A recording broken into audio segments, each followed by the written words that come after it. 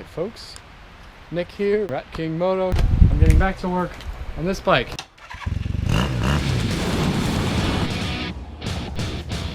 This is a terrible idea.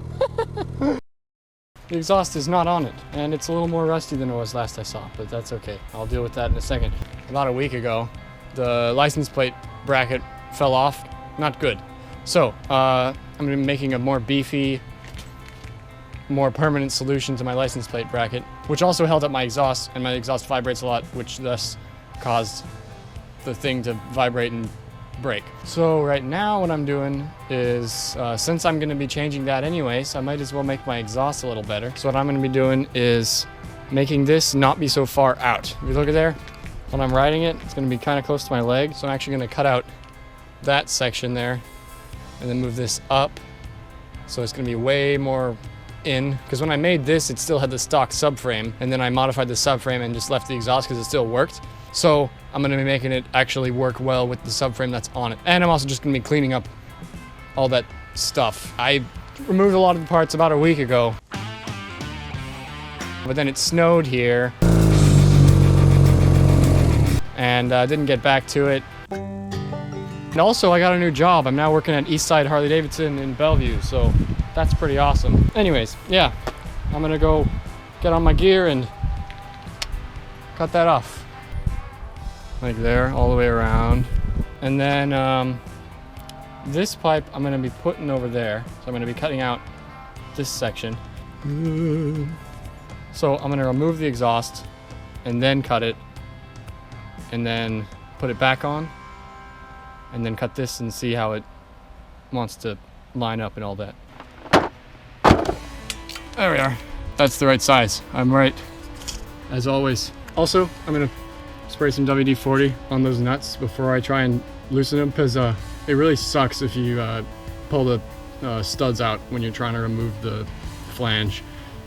It's really lame. I would not know. I've never done that before in my life.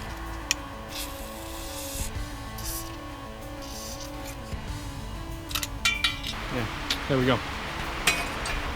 Don't want to get my lens all scratched up.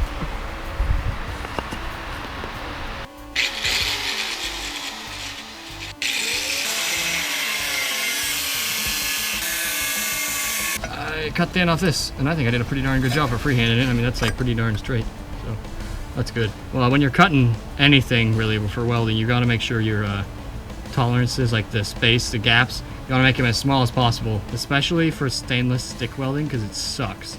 And I haven't done it in months too, so we'll see how this goes. Anyways, I'm gonna cut this guy.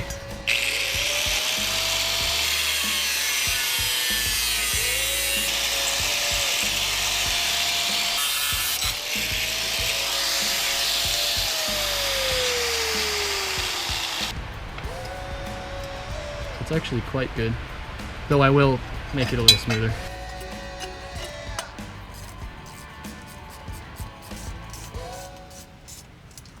So I'm going to be putting this on. So that's curving in a little too much. I don't want it going up too much either. So I am going to cut that a little shorter, I guess. Actually, hold on. Let me put the muffler on and see what it looks like then. That's actually not that bad. So I'll only adjust that just a little bit. About like there. That is a nice cut right there. Yeah, I feel good about that. I'm gonna tack it on, then put the muffler up to it, make sure it still lines up, and then I'm gonna take the exhaust off, and then I'm gonna weld it all the way around. Let's try that again.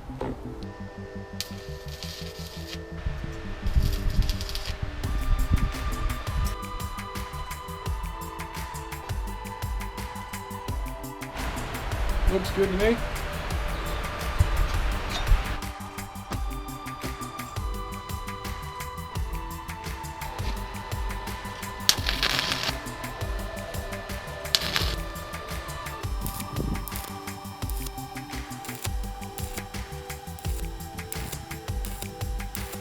Spit and fire it. All right. Looks pretty good, I think. Probably still hot, so I ain't gonna touch that, but I didn't burn no holes in it.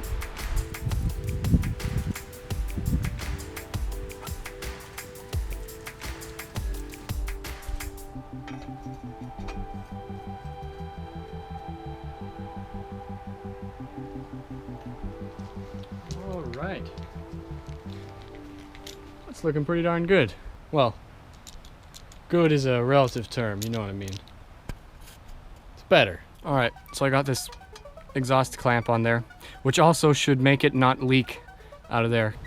Oh, wrong way. There we go. All right, there we go. Looks good to me. Looks good to you? Maybe? I don't know. I'm gonna weld something onto here that goes up there and onto there. So it'll be curved along with that, which I think will look fine. I mean, it'll look pretty good, I suppose. I mean, for what it is, you know. I just realized I do not have the style, the width, the type of steel rod that I need to get that thing attached to weld it in place. I have a bunch of steel rod, but most of it's too thin, and I don't want to break it again, so I'm gonna go for the thicker stuff, which I know won't break. I'm gonna take the Rat Hawk because I do like riding motorcycles, not just cutting them up, you know. Gonna be getting some steel rod on here. Hopefully it won't fall off. It's like not even a half mile away, so that should be fine. I just got back from my little trip to Home Depot, and also I stopped by a store to get some Bang Miami Cola, but they didn't have no Miami Cola. They were all out. It was the only one they were out of, but whatever. You know, gotta honor Shade Tree Surgeon with his Bang Miami Cola, you know. Got my steel rod here.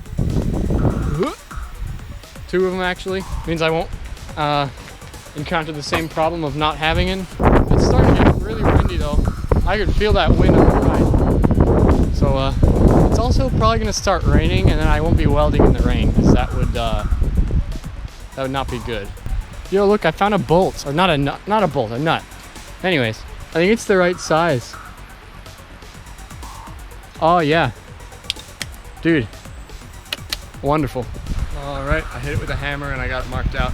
I cut it, got it cleaned up a fair bit. It ain't perfect. I'll probably do some more work on it later, but for now, that's pretty good there.